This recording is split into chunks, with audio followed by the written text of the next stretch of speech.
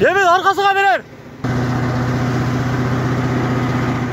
Айдоочу абайла автоунааларда өрттөрдүн саны өстү. Жыл башынан бери облус аймагында 13 унаада түрдүү себептер менен өрт кырсыгы катталды. Андан 2 автоунаа сакталып калынган. Жалпы келтирилген чыгым 4 миллион сомго жеткен. Апта ортосунда Суздакта грейдер өрттөндү. Кырсык Бишкек-Ош унаа жолунун 584 чакырымында болгон. Анын кесепетинен грейдер унаа жүк төгүштүн салууну жана кыймылдаткыч бөлүгү күйгөн. Кырсык электр зымдарынын чыңалуусунан улам чыккан.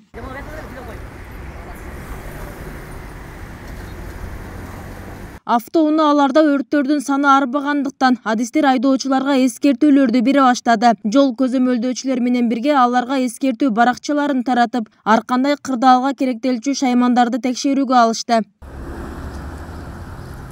Унаада дарыкана топтому, авариялык токтотуу белгиси, аны менен катар өрт өчүргүч шайманы болушу шарт. Адистер мындай шаймандар менен адам өмүрүн сактап калышы мүмкүндүгүн айтышат. Жол көзөмөлдөөчүлөр жогоруда саналган шаймандары жок болсо, айдоочуларды айып түрүндө административдик жоопкерчиликке тарта алат. Айып өлчөмү 1000 сомду түзөт. Өрт коопсуздугу сөзсүз түрдө сакталышы керек.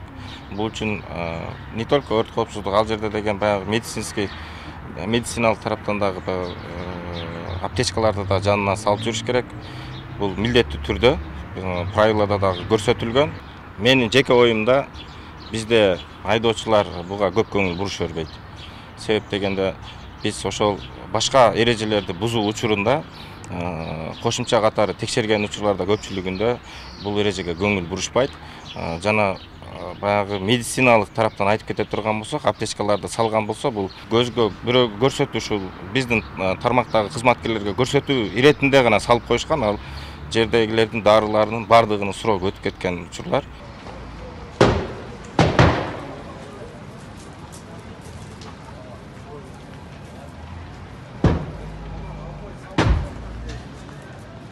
Апта ортосунда Жалал-Абад шаарында чак түштө өрт кырсыгы катталды. Анда Байзаков көчөсүндө курулуш материалдарын сатуучу 2 кабаттуу соода жайы өрттөлгөн. Аны менен кошо автоунаа жуучу жайдын 60 чарчы метр жери жабыркаган. Учурда өрттүн келип чыгуу себептери жана материалдык зыян такталып жатат. 12:30 чамасында ушу өрт катталды. Курулуш материалдар саткан магазининде, дүкөнүндө. Өрт өчүрүүгө бизден жалпы 4 өрт өчүрүүчү автоунаа тартылган Жалал Абад шаардык бөлүмдөн.